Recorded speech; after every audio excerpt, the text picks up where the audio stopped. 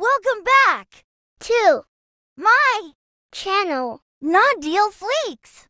Suatu sore, ketika ayah baru pulang dari kantor, beliau melihat Sabil duduk lelah di depan warung. Sementara Bu Rini sibuk di dalam rumah sedang main HP, di depan ayah, Bu Rini, ibu tiri Sabil, selalu tampak begitu baik. Senyumnya hangat, ucapannya lembut, dan sikapnya penuh perhatian. Tapi ketika ayah pergi, semua berubah.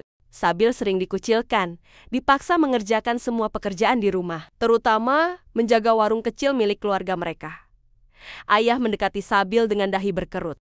Sabil, kenapa kamu yang nungguin warung? Biasanya ibu yang jaga kalau malam, bukannya besok kamu ujian.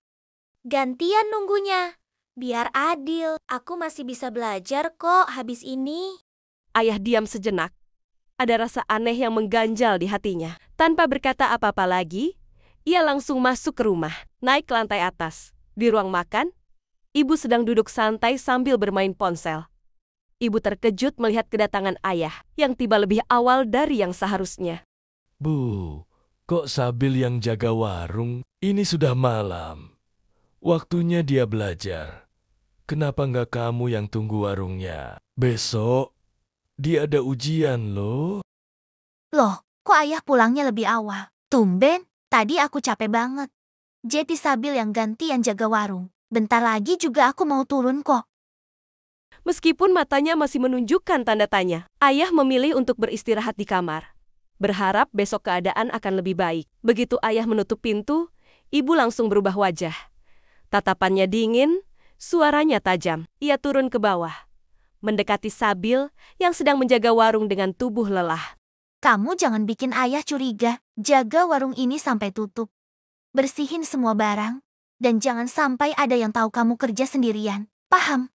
Sabil hanya mengangguk kecil, menahan tangis yang hampir tumpah. Malam itu, seperti biasa, Sabil menyelesaikan semua pekerjaan warung sendiri. Sementara ibu duduk santai di dalam rumah, seolah tak terjadi apa-apa. Di depan ayah, ibu selalu tampil manis, penuh senyum. Tapi di belakang ayah, Sabil tahu siapa ibu tirinya sebenarnya. Hari itu, Sabil sudah lelah seharian. Sehabis pulang sekolah, ia langsung membantu membersihkan rumah, menyapu, mengepel, dan merapikan meja makan. Semua sudah rapi saat malam menjelang. Sabil berharap bisa beristirahat. Namun, tiba-tiba, suara langkah kaki ibu terdengar. Sekarang cuci semua piring di dapur. Jangan berisik, ayah sudah tidur. Jangan sampai ayah bangun. Dan ingat jangan sampai ayah tahu kamu yang bersihin rumah sendirian. Biar ayah kira ibu yang kerjain semua ini. Paham? Tapi tadi Sabil sudah bersihin rumah, Bu. Boleh. Besok saja nggak ya, Bu? Beresinnya. Sabil capek banget, Bu, hari ini. Kamu mau ayah dengar? Mau ayah tahu kamu yang bersihin semua ini? Bukan ibu. Jangan bikin masalah. Pokoknya sekarang juga kamu cuci piring. Jangan banyak alasan. Sabil berjalan pelan menuju dapur. Tubuhnya lelah, matanya sudah berat. Di dapur, piring-piring kotor menumpuk. Sabil mulai mencuci dengan perasaan sedih. Setelah selesai, ia masuk ke kamar kecilnya. Tubuhnya lelah dan matanya berat menahan kantuk dan tangisan. Namun, belum sempat ia memejamkan mata, terdengar suara adik tirinya, Gamel, membangunkannya. Sabil, bangun. Gara-gara kamu, aku dimarahin ayah. Apa maksudnya? Ayah bilang aku harusnya beresin tempat tidurku sendiri. Padahal itu tugas kamu. Kamu bikin aku dimarahin ayah. Sabil hanya bisa menangis. Hatinya remuk, tapi ia tahu, jika membalas hanya akan makin membuat masalah. Ia hanya menunduk, menahan air mata yang sudah menggenang. Dalam hatinya, Sabil hanya berharap, semoga suatu hari ayah tahu bagaimana perlakuan ibu dan Gamel padanya. Di siang hari yang terik, Debbie dan Sabil menunggu ibu menjemput di depan gerbang sekolah. Debbie, kakak perempuan yang selalu dimanja, tampak gelisah, sementara Sabil hanya diam menatap aspal panas di depannya. Mobil biru ibu akhirnya berhenti di depan mereka. Debbie bergegas masuk ke dalam mobil. Sabil berharap bisa ikut pulang bersama mereka. Ngapain kamu ikut masuk mobil? Ibu jemput aku, bukan kamu. Kamu naik bus aja. Ngerti? Jangan numpang-numpang gitu. Bikin sempit mobil aja. Ibu menoleh ke arah Sabil dengan tatapan dingin. Ia mengangguk seolah mendukung ucapan Debbie. Tanpa berkata sepatah kata pun. Sabil hanya menunduk, merasa kecewa dan terasing, tapi dia tidak berani melawan. Perlahan, dia melangkah pergi menuju halte bus, matanya berkaca-kaca. Debbie dan ibu melaju dengan mobil menuju rumah. Penuh canda tawa sepanjang jalan. Di sisi lain, Sabil naik bus sendirian. Dalam hatinya, ia bertanya-tanya, kenapa ibu selalu begitu? Kenapa hanya bersikap baik di depan ayah? Sampai di rumah, Sabil membuka pintu dengan hati yang lelah. Betapa terkejutnya dia. Ayah ternyata sudah pulang lebih awal dan duduk di ruang tamu, sedang membaca koran. Ayah menoleh dengan wajah heran. Sabil, kok kamu pulang sendiri? Kenapa nggak bareng ibu sama Debbie? Aku pulang duluan, Ayah. Soalnya tadi perutku sakit. Jadi aku buru-buru pulang naik bus. Kamu udah bilang kan ke ibu kalau kamu pulang duluan, Bill? Ya udah, kalau gitu istirahat ya. Kalau ada apa-apa, bilang sama ayah. Jangan ditahan sendiri ya. Tanpa berkata, Sabil langsung masuk ke kamarnya, meletakkan tasnya, pandangannya kosong, hatinya sesak harus berbohong kepada ayah. Malam itu, suara hujan mengguyur atap rumah, menciptakan irama yang seharusnya membawa ketenangan. Tapi tidak untuk Sabil. Ibu menghampiri Sabil, menyuruh Sabil untuk berbelanja kebutuhan rumah. Bill, cepat beli susu Debbie. Abis itu kamu bikin puding kesukaannya sebelum dia pulang. Bu, hujan deras banget. Payungnya nggak ada. Kan semua ada di mobil, Bu. Mobilnya dipakai Debbie ke kampus tadi, Bu. Boleh nggak?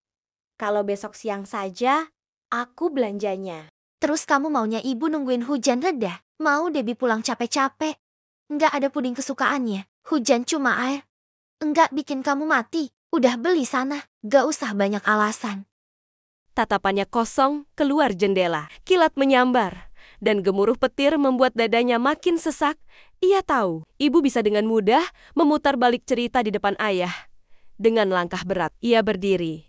Kakinya bergetar saat melangkah menuju pintu. Tanpa payung, tanpa alas kaki yang layak. Hanya sandal jepit basah yang sudah longgar. Setelah berjalan sekitar 15 menit dalam hujan deras, akhirnya Sabil sampai di depan swalayan. Saat Sabil masuk ke dalam, suara pintu otomatis yang terbuka terdengar pelan. Dinginnya udara di dalam swalayan langsung terasa di kulitnya, membuat tubuhnya menggigil semakin keras. Baju basahnya meneteskan air di lantai keramik swalayan, menciptakan jejak basah di sepanjang langkah kakinya. Sabil berdiri di depan rak roti, tangannya hendak meraih sekotak roti tawar, saat tiba-tiba terdengar suara berat dari samping. Ya ampun, Sabil, kamu kenapa kehujanan gini? Kamu sendirian ke sini? Iya, Bu. Tadi disuruh beli keperluan dapur. Nggak ada payung. Payungnya ada di mobil. Mobilnya dibawa Debbie ke kampus. Aduh, kok bisa? Kamu disuruh keluar hujan-hujan begini. Mana bajumu basah semua. Kamu harus segera pulang. Nanti bisa sakit loh. Gini aja deh Sabil. Kebetulan arah pulang kita sama kan? Kamu ikut ibu aja ya. Gak apa-apa kok. Biar sekalian. Gimana? Nggak usah, Bu. Makasih. Debbie mau jemput aku kok. Dia bentar lagi sampai. Sabil berdiri terpaku.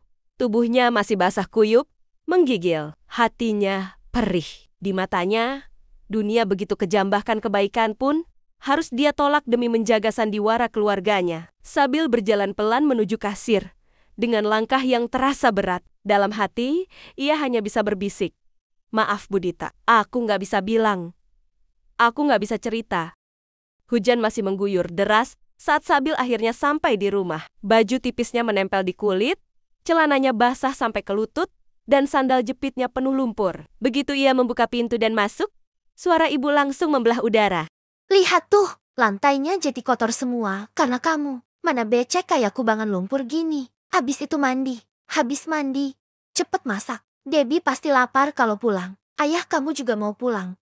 Jangan sampai ada yang belum siap. Kalau ayah lihat rumah kotor, kamu yang tanggung jawab. Ingat jangan sampai ayah tahu kamu kehujanan. Ngerti?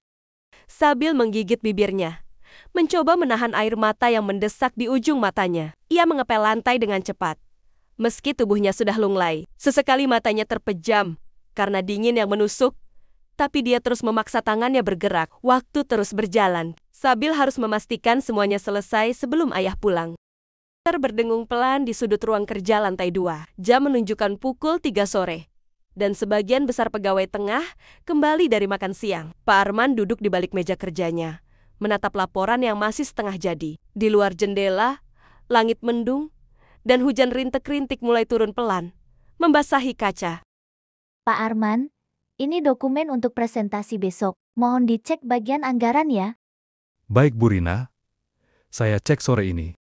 Oh iya Pak, bagaimana keadaan Sabil? Kemarin saya ketemu anak Bapak di swalayan dekat halte, pas hujan deras. Bajunya basah kuyup. Saya sempat ajak pulang bareng tapi menolak. Tapi pas ketemu dia di gerbang rumah Bapak, saya lihat dia jalan kaki gak pakai payung, dan bawa kantong belanjaan penuh. Sabil sendirian. Dia nggak cerita apa-apa sama saya. Saya kira kemarin di rumah nggak ada apa-apa. Iya, sendirian Pak. Saya kira mungkin Bapak tahu. Tapi, saya jujur Pak, saya lihat dia seperti anak yang udah biasa jalan sendiri. Walaupun kondisinya nggak enak, dia juga kayaknya nangis Pak, soalnya matanya sembab gitu. Dia nggak cerita apa-apa sama saya. Saya kira kemarin di rumah nggak ada apa-apa. Selama ini saya pikir dia baik-baik saja. Kalaupun disuruh belanja, saya selalu mengira dia ditemani Debbie atau ibunya. Saya nggak pernah tahu kalau dia sampai kehujanan sendirian begitu. Dia anak yang nggak pernah banyak ngomong, nggak pernah ngeluh. Kalau ditanya, jawabnya selalu nggak apa-apa. Tapi sekarang saya mulai curiga, jangan-jangan selama ini ada sesuatu yang terjadi, tetapi saya tidak tahu. Anak seperti itu biasanya diam Pak, tapi bukan berarti nggak luka. Maaf kalau saya lancang. Enggak, justru saya berterima kasih. Kadang kita terlalu sibuk lihat permukaan, sampai nggak sadar ada yang tenggelam di dalamnya. Terima kasih sudah cerita ya. Saya akan coba bicara langsung sama Sabil malam ini. Saya harus tahu apa yang sebenarnya terjadi. Malam itu, ayah menelpon Sabil dan mengajaknya makan malam hanya berdua di restoran kecil yang tenang. Halo nak, kamu udah pulang sekolah kan? Hari ini, nggak usah ikut les dulu ya. Ayah pengen ajak kamu makan malam, cuma kita berdua. Ayah mau ngobrol sebentar, bisa kan? Sebentar lagi ayah jemput kamu ya. Oh, oke. Aku siap-siap dulu deh kalau gitu. Ketika panggilan berakhir, ayah bergegas pulang ke rumah untuk jemput Sabil. Mengingat hari ini adalah waktu yang tepat untuk berbicara dengan Sabil, karena Debbie dan ibu menginap di rumah kakek. Berhenti perlahan di depan rumah. Lampu senjanya menyala lembut, menerangi jalanan kecil yang masih basah sisa hujan. Begitu melangkah keluar, angin dingin menyambutnya. Tapi ada kehangatan yang berbeda saat ia membuka pintu mobil dan melihat wajah ayahnya di sepanjang perjalanan. Hanya ada suara lembut musik dari radio. Setelah 15 menit, mereka sampai di sebuah restoran sederhana. Tempat yang dulu sering mereka kunjungi waktu Sabil masih kecil. Sebelum semuanya mulai terasa berbeda. Lampu kuning hangat menyinari dinding bata dan meja-meja kayu yang rapi. Aroma sup dan roti panggang memenuhi udara. Sabil melangkah pelan di belakang ayahnya, seperti sedang masuk ke ruang kenangan yang sudah lama tertutup. Mereka duduk di sudut dekat jendela. Selamat malam, Pak. Wah, sudah lama nggak kesini ya. Ini anak Bapak yang dulu suka minta 2 porsi roti keju kan? Iya, betul. Dulu masih kecil banget. Sekarang udah susah disuruh makan. Hahaha. Dulu suka duduk di pojok jendela. Pesan yang sama terus. Bapak mau langsung pesan atau lihat menu dulu? Pesan yang biasa kita makan di sini saja.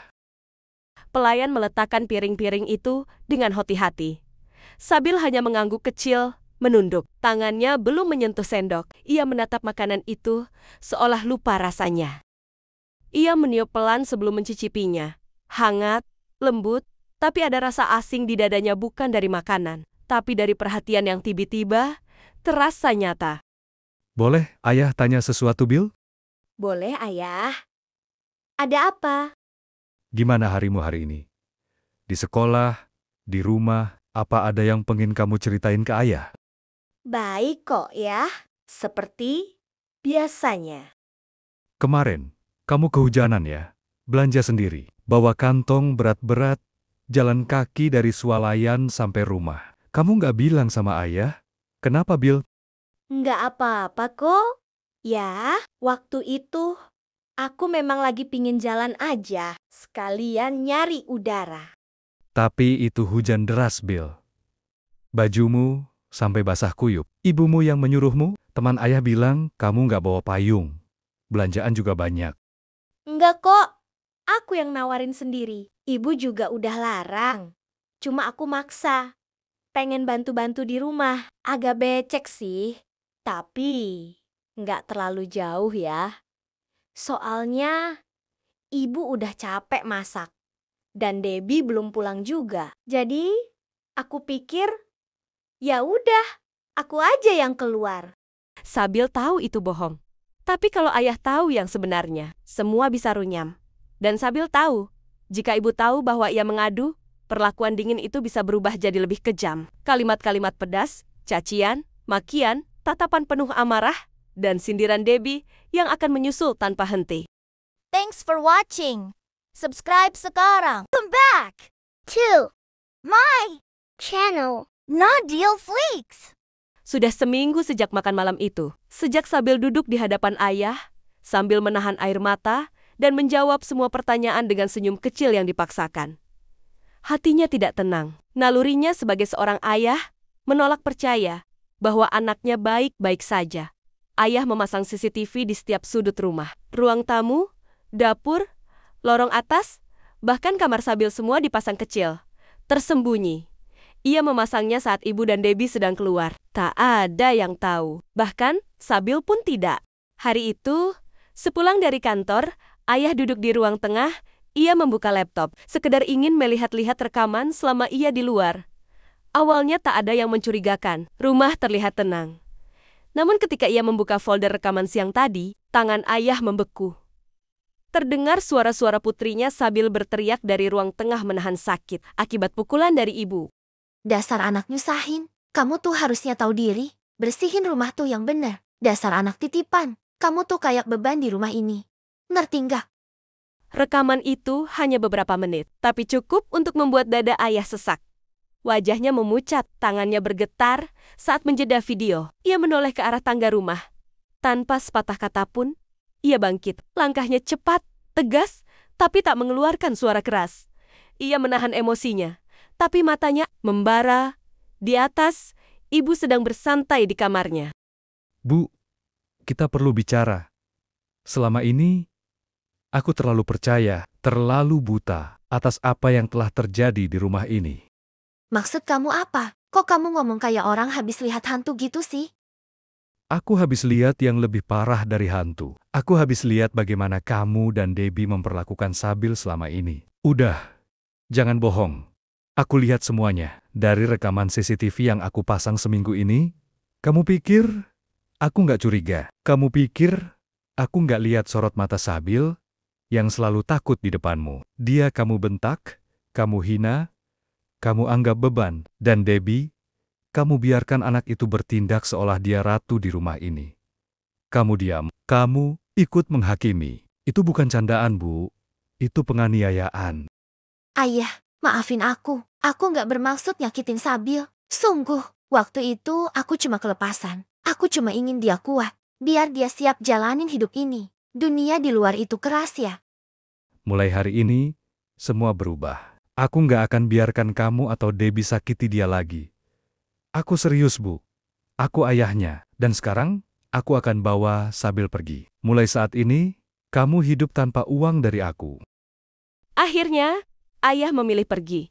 Ia dan Sabil pindah ke rumah baru jauh dari teriakan, dari luka, dari kepura-puraan. Tak besar, tapi cukup. Tak mewah, tapi tenang.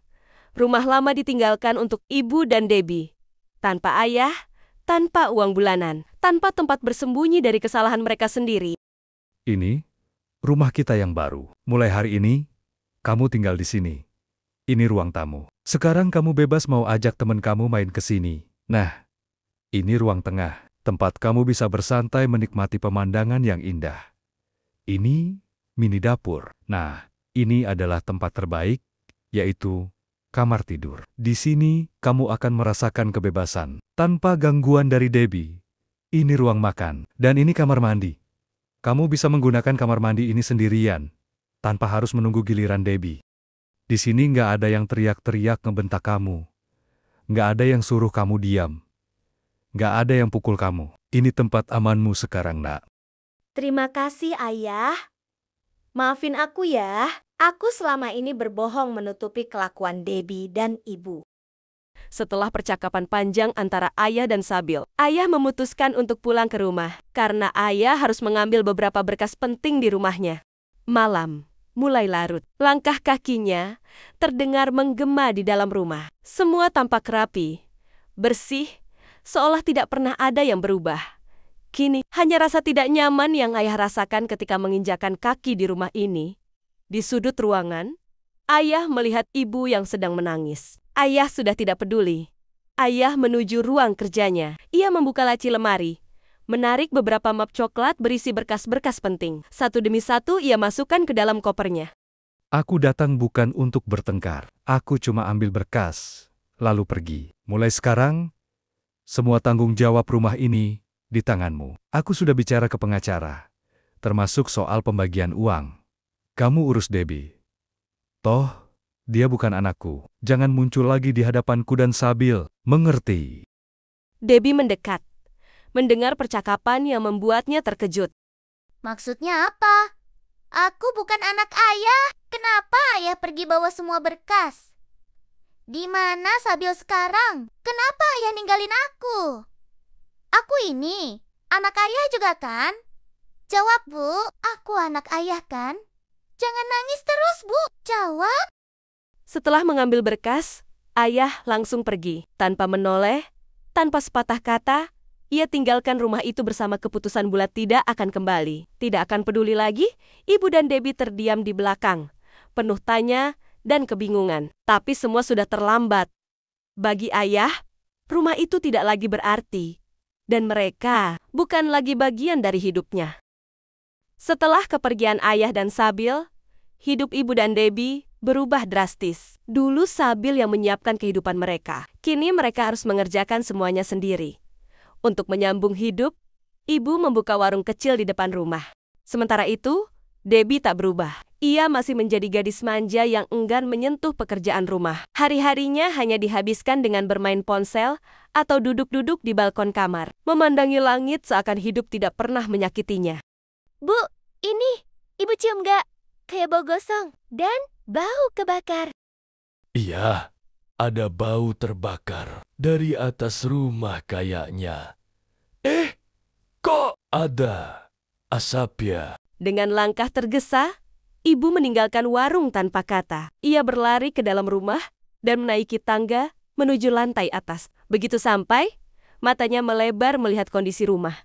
Dapur berantakan, asap tebal memenuhi udara, dan suara kompor masih mendesis di balik kabut putih. Ibu segera mengambil alat pemadam api yang tergantung di dinding. Dengan gerakan cepat, ia menyemprotkan busa ke arah sumber api wajan yang hampir meleleh di atas kompor yang menyala. Setelah semuanya terkendali, Ibu bergegas ke balkon. Dan di sanalah Debbie sedang asik bermain game kesukaannya. Debbie, gimana sih kamu? Kamu tadi masak kan? Kompor masih nyala. Itu asap segitu banyak gak kelihatan apa. Hampir seluruh dapur kebakar. Udah tahu lagi masak, malah ditinggal main game. Ya ampun, Bu. Drama banget sih. Baru juga lupa matiin kompor sekali. Udah teriak-teriak kayak aku mau bakar satu komplek. Iya, aku yang masak. Iya, aku lupa. Terus, kenapa? Namanya juga manusia. Wajar dong sekali-sekali kelupaan. Lagian, Ibu juga sering ninggalin setrika nyolok. Tapi pas aku yang salah, langsung dihujat kayak penjahat kelas kakap. Nggak capek apa, Bu? Tiap hari nyalahin aku terus. Heh, Debbie, kamu itu sebenarnya masih punya otak apa enggak sih? Udah salah. Masih bisa-bisanya ngegas. Rumah kayak kandang. Dari pagi cuma nongkrong depan HP. Enggak ada malunya kamu. Makan enak. Tinggal segala macam. Tapi begitu disuruh ngerjain sedikit aja mulutmu udah kayak orang kesurupan. Siapa suruh? Ibu dulu bertingkah mencurigakan di depan ayah. Sekarang rumah berantakan. Baru ngerasain kan? Dulu ada Sabil semua beres. Sekarang gak ada dia. Repot sendiri kan? Jangan nyalain aku.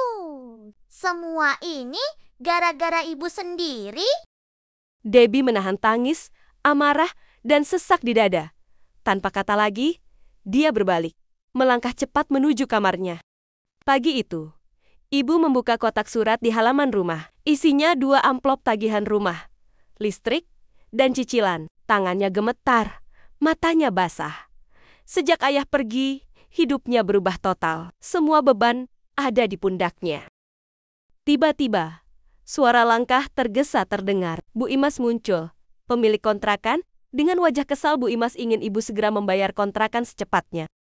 Bu Rini, tolong dibayar ya. Ini udah bulan ke-7 ibu belum bayar kontrakan. Saya ngerti. Saya juga bisa ngitung, Bu. Tapi kalau tiap hari ditagih terus, bukannya jadi lunas malah tambah pusing saya. Saya nggak peduli, ibu mau pusing atau enggak. Namanya utang ya harus dibayarlah. Ibu 7 bulan nggak bayar kontrakan. Tapi gaya hidup ibu masih kayak orang kaya. Belanja online, nongol di sosmed pakai baju baru. Rumah orang belum dibayar. Malu dong, Bu. Oh, jadi sekarang gaya hidup saya juga diawasi. Wah, hebat banget ibu ini. Udah kayak detektif. Kurang kerjaan ya, Bu. Jangan ngeles, Bu. Semua tetangga juga lihat. Tas baru. Pakai tiap hari dateng. Tapi kontrakan nunggak. Gimana enggak kesel saya? Pokoknya, hari ini, kosongkan rumah. Saya kasih waktu sampai sore. Kalau enggak, saya gembok. Debbie, tadi ibu yang punya rumah suruh kita pindah hari ini juga. Jadi nanti siang sepulang kamu sekolah, kita harus pindah. Ibu gak punya uang lagi buat bayar kontrakan ini. Apa? Pindah? Hari ini? Terus kita mau tinggal di mana, Bu? Di jalan. Lagian, nggak ada uang. Tapi ibu masih bisa pamer-pamer di Instagram. Masih bisa beli-beli barang. Aku malu. Teman-temanku, mereka taunya kita orang kaya, Bu. Telepon ayah lah, Bu. Minta uang ke ayah. Minta ayah bayarin kontrakannya. Ibu dan Debbie kini hidup susah. Makan pas-pasan, tagihan menumpuk. Dulu mereka sering meremehkan Sabil. Kini mereka sendiri terpuruk karena kesalahan mereka. Sementara itu, hidup Sabil jauh lebih bahagia. Tanpa tagihan yang menghantui, tanpa teriakan dan cacian. Sekarang, Sabil tinggal di rumah yang tenang dan nyaman. Semua yang dulu tak bisa ia miliki seperti skincare, pakaian bagus, makanan enak, kini dengan mudah ia beli. Hidupnya berubah sejak ia pergi. Rumah itu kini kosong.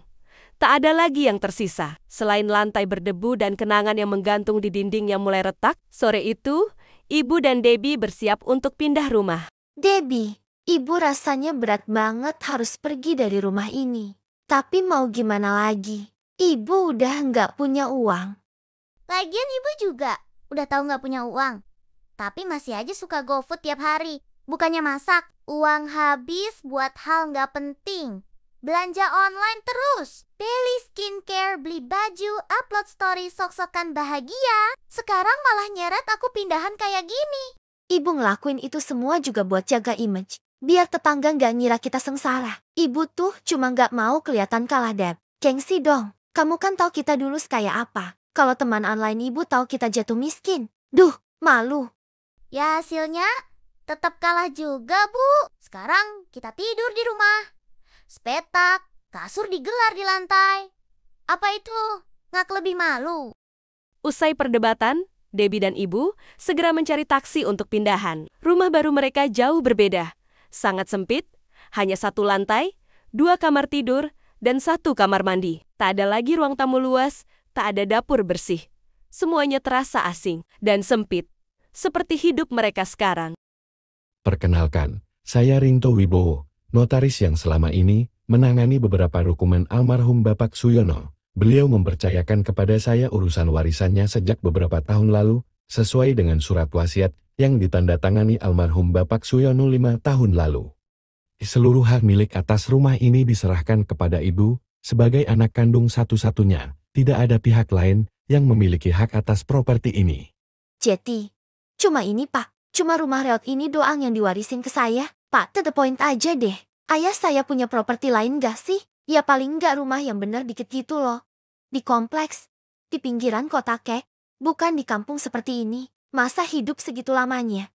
Hasilnya cuma rumah model begini. Soalnya setahu saya, dulu ayah cukup hemat, enggak pernah banyak cerita. Kadang saya mikir, siapa tahu diam-diam beliau sempat beli rumah lain atau tanah entah di mana. Saya tahu mungkin rumah ini tidak seperti yang ibu harapkan, tapi saya perlu bilang sesuatu. Harusnya ibu bersyukur rumah ini masih jatuh ke tangan ibu. Bukan ke orang lain, sikap ibu ke beliau dulu. Cukup keras, kadang nyolot songon. Kalau boleh jujur, bahkan pernah ada masa di mana beliau hampir menyerahkan rumah ini ke yayasan keagamaan, bukan ke ahli waris. Ya udahlah, makasih Pak. Bu, serius? Kita pindah ke rumah reot ini. Nggak ada wifi, jauh dari mana-mana. Jalan masuknya aja rusak semua. Ini rumah tua, serem, bau apek. Terus ini rumah kita sekarang. Oh gak, aku tinggal di sini.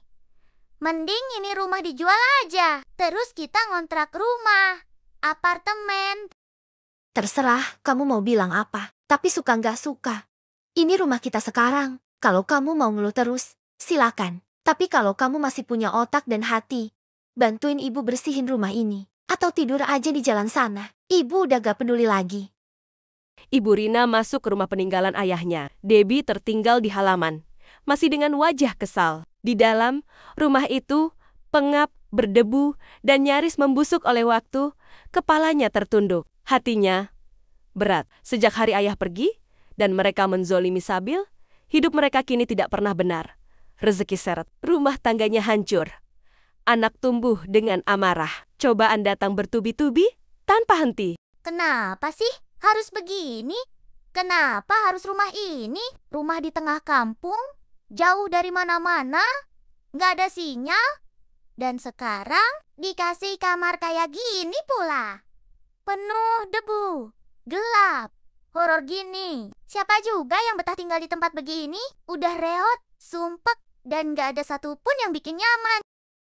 Meski wajahnya penuh kesal, Debbie tetap membersihkan kamar itu. Dengan langkah malas dan gerakan kasar, ia menyapu debu yang menumpuk di lantai dan merapikan barang-barang yang berserakan. Kamar itu terasa pengap dan tua, dengan aroma lembab yang menyengat dan cat dinding yang mengelupas di sana-sini. Di tengah-tengah ia menyapu, lampu kamar tiba-tiba berkedip beberapa kali. Berkedip cepat seperti terganggu oleh sesuatu yang tak terlihat.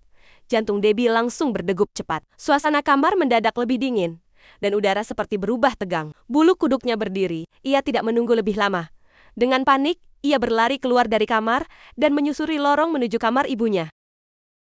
Bu, aku nggak mau balik ke kamar itu. Tadi aku lagi nyapu. Lampu kedip-kedip sendiri. Kayak kesurupan. Hawanya tiba-tiba dingin banget. Kayak ada yang ngeliatin aku dari belakang. Namanya juga rumah tua. Mungkin listriknya rusak, Deb. Gak usah halu deh kamu. Bu, udah deh. Kan dari awal juga aku udah bilang. Ngapain sih harus pindah ke rumah beginian? Ini rumah beneran horor, bukan sekadar jelek doang. Serius deh, ini rumah gak ada enak-enaknya. Mati lampu serem, buka jendela, baunya kayak got, kamarnya kayak sarang setan. Kalau emang ini warisan, mending dijual aja, Bu. Kita tinggal di kosan juga masih mending dibanding harus tinggal di tempat horor gini. Debbie, ibu mau bicara sebentar. Hari ini ibu dan ayah sidang cerai. Hari ini banget, Bu. Kenapa baru bilang sekarang?